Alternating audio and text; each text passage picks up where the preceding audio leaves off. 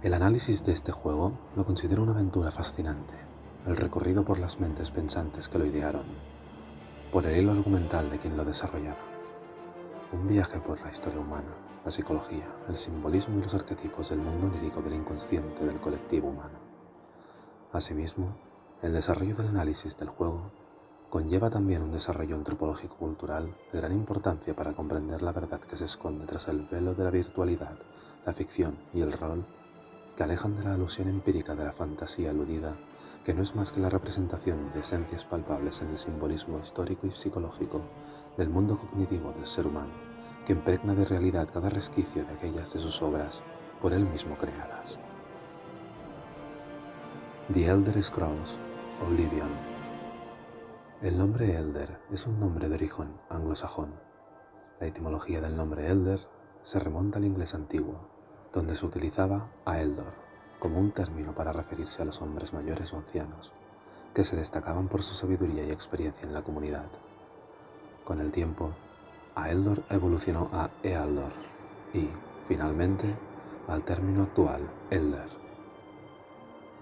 En la cultura anglosajona, los ancianos o elders eran personas muy respetadas y admiradas, considerados como pilares de la comunidad, así como líderes sabios y justos.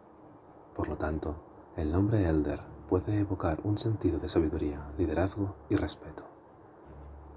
El nombre Elder ha aparecido en la literatura y en formas de arte varias.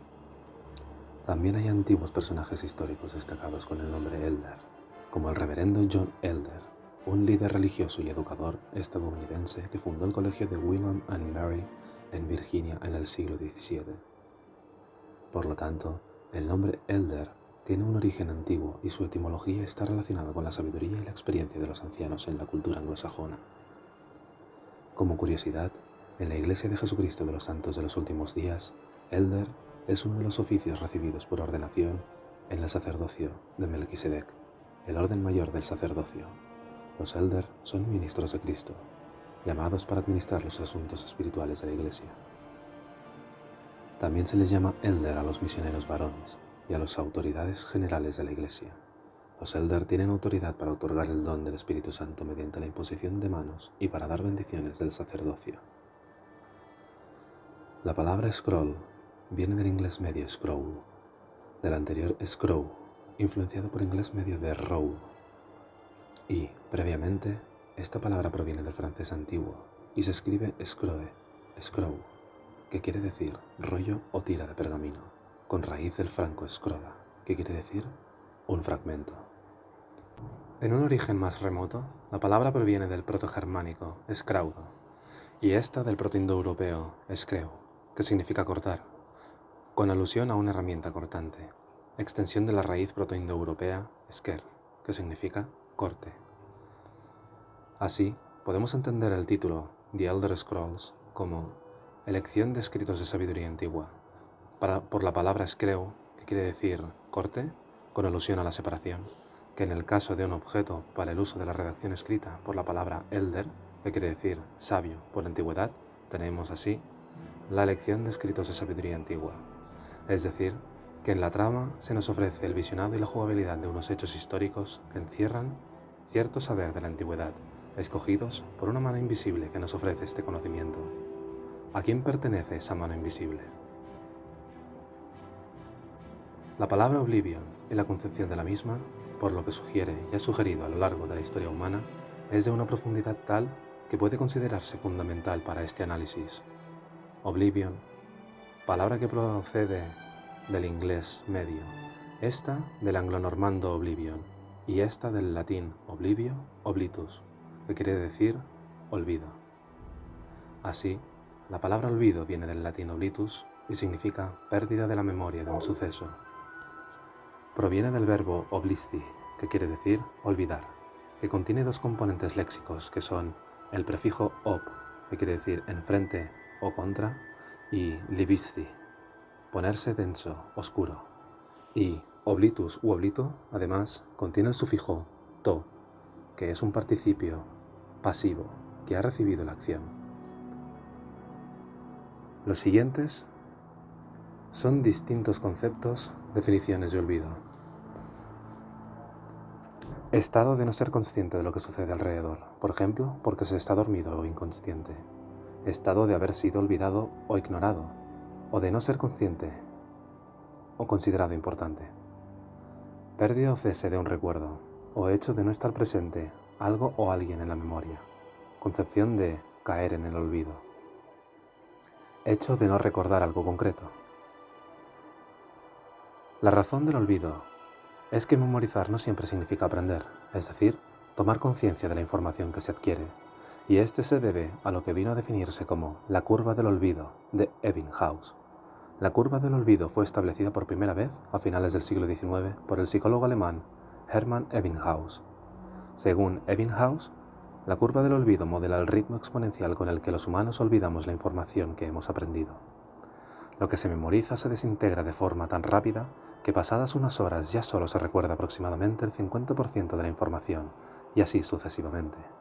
Hay diferentes formas de evitar caer en lo que suelen hacer los modelos tradicionales de educación y propagar la curva del olvido. Es importante tener en cuenta dos elementos para poder retener la información: el tiempo y la repetición. El descubrimiento más relevante que hizo Ebbinghaus fue que, al revisar nuevamente la información, en momentos clave en la curva del olvido se puede reducir y o detener los efectos del olvido. El aprendizaje espaciado consiste en esto: los espacios de revisión, de entre sesiones de revisión, pueden ser más largos, así, a medida que pasa el tiempo. Para los angloparlantes, la palabra oblivion, relacionada con lo eterno, es un concepto utilizado en filosofía, que expresa la idea de que el individuo experimenta un estado de permanente de no existencia, después de la muerte, negando completamente que exista una vida o todo rastro de conciencia o existencia más allá de la muerte. En la mitología clásica, concretamente en la mitología griega, el Lete es uno de los ríos del Hades, que provocaba un olvido completo a quien bebía de sus aguas. Y así es como la muerte y el olvido están íntimamente relacionados, pero ni todo lo que muere es finalmente olvidado, ni todo lo olvidado finalmente muere. Para Friedrich Nietzsche, filósofo del siglo XVIII, entendía por olvido aquella facultad activa que vigila e impide que se confundan los dos sistemas del aparato reactivo, evitando que las huellas mnémicas suban a la conciencia. En segundo lugar, Nietzsche dice que el hombre es un animal olvidadizo por necesidad. En él actúa la capacidad del olvido, que es una fuerza activa, inhibidora, a la cual corresponde vaciar la conciencia para dejar sitio a lo nuevo, e impedir que todo lo que experimentamos y vivimos llegue a ella. La sociedad ha de criar en el hombre una capacidad opuesta a esta, una memoria de la voluntad para que sea capaz de hacer promesas que recuerde cumplir. La concepción más extrema del olvido, dentro de los parámetros de las dicotomías del ser y el no ser, existencia e inexistencia, vida y muerte, en las que las concepciones que definen la identidad individual batallan para resolver la permanencia de la misma frente al paso del tiempo, es la demencia. Demencia es la pérdida de la capacidad de pensar, recordar, razonar y las habilidades de comportamiento, hasta tal punto que interfiere con la vida y las actividades diarias de una persona. La demencia no es una enfermedad en sí, sino un grupo de síntomas causados por ciertas enfermedades o trastornos, tales como la enfermedad del Alzheimer. Los síntomas de la demencia pueden incluir no poder recordar cosas, hacer la misma pregunta o repetir la misma historia una y otra vez, perderse en lugares conocidos, dificultad al tratar de seguir instrucciones, desorientarse en cuanto al tiempo, personas y lugares, padecer un aumento de ansiedad o agresión. Pueden verse alusiones a las facetas más crueles de la demencia de un modo abstracto e indirecto, tan ajeno al observador en el juego, que apenas uno puede llegar a ser consciente de su exposición en un ambiente envolvente que hipnotiza y traslada realmente al observador a Shivering Isles, por ejemplo, a las Islas Temblorosas, donde reina, valga la redundancia, la reina del olvido, la demencia.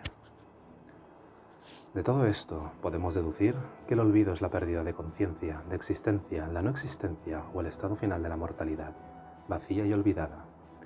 La nada infinita de la que venimos, en la que estamos, en la ilusión del océano de la existencia, con sus mareas llanas, que a cada ola se lleva a miles de los nuestros, los vivientes, tras el velo de lo existente. Y que la máxima expresión del olvido, antes de no ser y caer así en el velo de la infinidad, es la demencia, tierra hostil llena de incertidumbre y temor, pues todos son extraños, enemigos. Se siente terror y por ella, matar es necesario para la supervivencia, necesidad primaria de conservación. La conciencia se deshace en los mares del olvido, el caos se apodera de las facetas existentes de la memoria anclada en la identidad del individuo, mientras se van desligando los hilos del recuerdo, esparcido en el mar de la inconsciencia, hasta que la expansión de sus limitaciones se deshaga, por falta de las mismas, y el olvido sea eterno. En The Elder Scrolls Oblivion, la historia se desarrolla ubicada en la escenografía de un planeta en particular y distintos planos de existencia derivados de Oblivion, las tierras del olvido y la demencia. La historia ocurre en un planeta en particular lleno de conflictos y seres fantásticos. El planeta, su origen y el de la misma creación, y quién o quiénes originaron toda la vida, según la mitología de la historia del juego, así como otros factores a tener en cuenta, es algo que se analizará en vídeos posteriores, del mismo modo que con el análisis del título de este mismo vídeo. Hasta aquí el análisis de hoy. Espero que haya sido de agrado y que pueda ser provechoso. Un saludo cordial. A más ver.